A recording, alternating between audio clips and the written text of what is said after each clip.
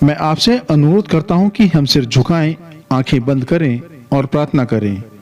हे हमारे पिता, हम प्रार्थना करते हैं कि तू अपनी सामर्थी शक्ति में आ और आज हर जीवन को छू ले।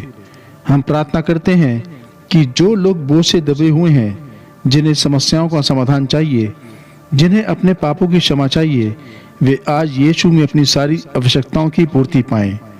हम ये सब कुछ यीशु के नाम से मांगते हैं, आमीन। आज मैं आपको मरकुस रचित सुसमाचार के 5वें अध्याय की ओर ले जाना चाहता हूँ। मैं इसे पढ़ने नहीं जा रहा क्योंकि यह बहुत लंबा है, लेकिन मैं आपको कहानी सुनाने जा रहा हूँ, यीशु और एक दुष्टात्माग्रस्त मनुष्य की मुलाकात की कहानी। और आज मैं शैतान, दुष्टात्माओं, जादूगरनी, टोने टोटके के बारे में बात करना चाहता हूँ। यीशु गलील की झील पार करके आया था। वह एक छोटी नाव में था। वह थका हुआ था। यीशु ईश्वर था, लेकिन वह मनुष्य भी था। वह थकता था, उसे प्यास लगती थी। वह शिष्यों के साथ उस नाव में था और सो रहा था। तभी तूफान आया। शिष्य डर गए और बोले, गुरु, हम मारे जाएंगे। वे बहुत भयभीत थे। तब यीशु नाव में खड़ा हुआ और कहा, शांत हो, थम जा। तूफान रुक गया, बिजली बंद हो गई, बादलों की गरज थम गई और शिष्य और भी अधिक डर गए। उन्होंने कहा, ये कैसा मनुष्य है कि हवा और समुद्र भी इसकी आज्ञा मानते हैं।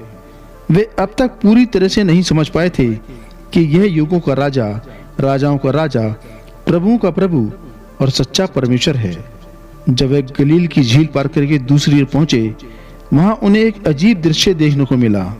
एक मनुष्य, पूरा शरीर खून से लथपथ, जो स्वयं को घायल करता था, वह चिल्लाता हुआ दौड़ता हुआ आया। बाइबल कहती है कि वह दुष्टात्मा से ग्रस्त था। आप कहेंगे, क्या आप सचमुच मानते हैं कि उस समय दुष्टात्माएं थीं?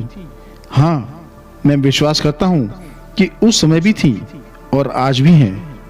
शैतान एक वास्तविक सत्ता है। दुष्टात्माएं आज भी संसार में कार्यरत हैं। हर मसीही को उनका सामना करना पड़ता है, क्योंकि हम एक आत्मिक युद्ध में हैं। हमारा संघर्ष मांस और लहू से नहीं, बाइबल कहती है, बल्कि अंधकार के अधिकारियों और शक्तियों से, अंधकार की आत्मिक सेनाओं से है। मनुष्य के भीतर ऐसी भूख होती है जो उसे किसी न किसी आत्मिक शक्ति की ओर आकर्षित करती है। अगर वह सच्चे परमेश्वर का अनुसरण नहीं करता तो वह कोई झूठा ईश्वर बना लेता है या सीधे शैतान का अनुसरण करने लगता है। शैतान शब्द का अर्थ है विरोधी। दुष्टात्मा शब्द यूनानी में डेमोनियन से आता है। बाइबल कहती है कि ये दुष्टात्माएं मनुष्य में प्रवेश करती हैं और उन्हें नियंत्रण कर सकती है। बाइबल कहती है कि ये अशुद्ध, हिंसक और खतरनाक होती हैं। मैं नहीं मानता कि कोई सच्चा नया जन्म पाया हुआ मसीही दुष्टात्मा से ग्रस्त हो सकता है, लेकिन दुष्टात्माएं उसे तंग कर सकती हैं, परेशान कर सकती हैं, दिन रात उसका विरोध कर सकती हैं। जैसे ही आप मसीह को अपने जीवन में ग्रहण करते हैं, उसको पता चल जाता है कि शैतान कितना जीवित और सक्रिय है। हर व्यक्ति जो मसीह के बाहर है, वह दुष्टात्मा ग्रस्त होने के खतरे में है। बाइबल कहती है कि अंत समय में कुछ दुष्टात्माएं बिना तले के गड्ढे से निकलेंगी और पूरे संसार में हिंसा और आतंक फैलाएंगी। क्या आपने देखा है नशे की लत, यौन विकृति, हिंसा और आत्महत्या की घटनाओं का बढ़ना? बाइबल कहती है कि जादू टोना, नशा और दुष्टात्मा ग्रहण आपस में जुड़े हुए हैं। बहुत से लोग ऐसे हैं जो सेक्स की लत से ग्रस्त हैं। कुछ लोग हैं जो कहते हैं कि वे हर समय उसी के बारे में सोचते हैं। यह दुष्टात्माओं का प्रभाव है। परमेश्वर ने हमें विकल्प दिया है। हम या तो उसकी उपासना करें या फिर शैतान का अनुसरण करें। पतन के पीछे भी शैतान का ही प्रलोभन था। शैतान युगों से मनुष्य का विरोधी रहा है। सिर्फ एक ही सामर्थ्य है जो शैतान को हरा सकती है, और वह है यीशु मसीह। आप यीशु नाम से शैतान को डरा सकते हैं।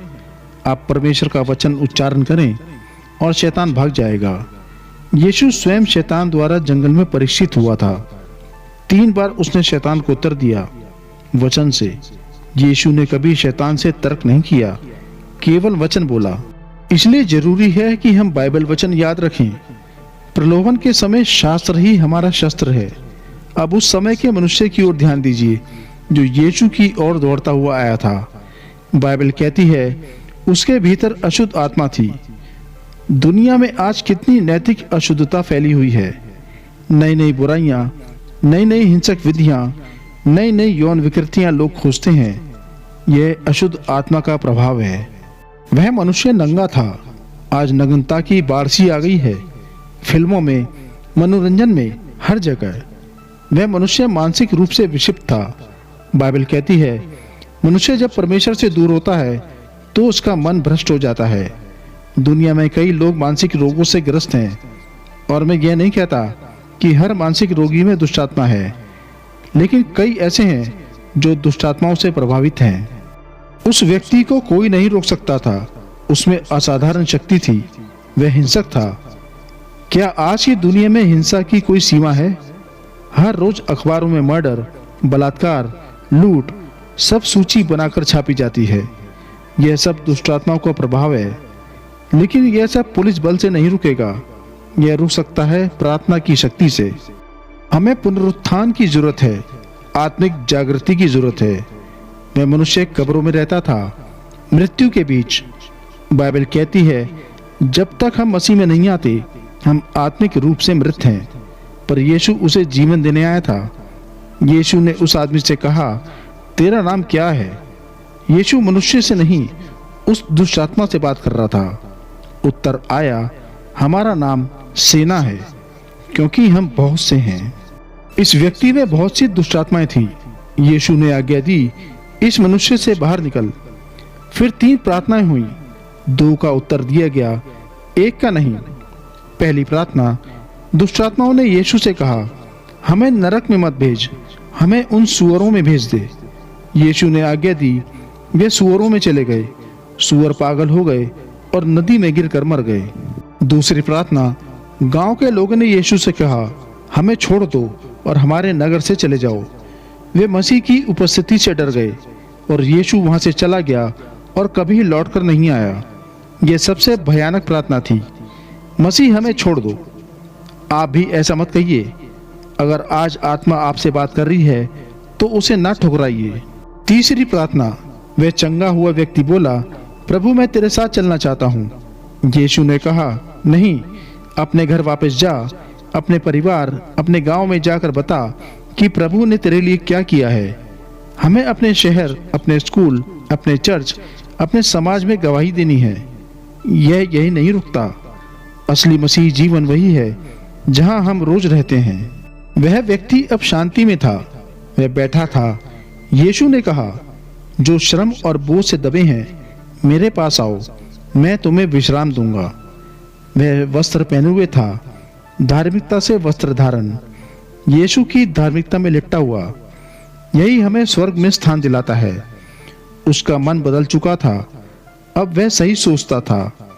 जब आप परमेश्वर को स्वीकार करते हैं तो आप संसार को परमेश्वर की दृष्टि से देखने लगते हैं। अब मैं आपसे निवेदन करता हूँ, क्या आप अपने जीवन में मसीह को ग्रहण करना चाहोगे? कहिए, मैं मसीह को स्वीकार करता हूँ। मैं चाहता हूँ कि वह मेरे पापों को क्षमा करे, मुझे नया जीवन दे। अगर आप ये संदेश टीवी पर देख रहे हैं या मोबाइल पर, तो अभी अपने घर, कमरे या होटल में यीशु को बुलाइए। कहिए, प्रभु यीशु, मेरे जीवन में आओ, मुझे बदल दो, मुझे छुड़ा लो। जैसा तूने इस व्यक्ति को बदला, मुझे भी बदल। परमेश्वर आपको बहुतायत से आशीष दे।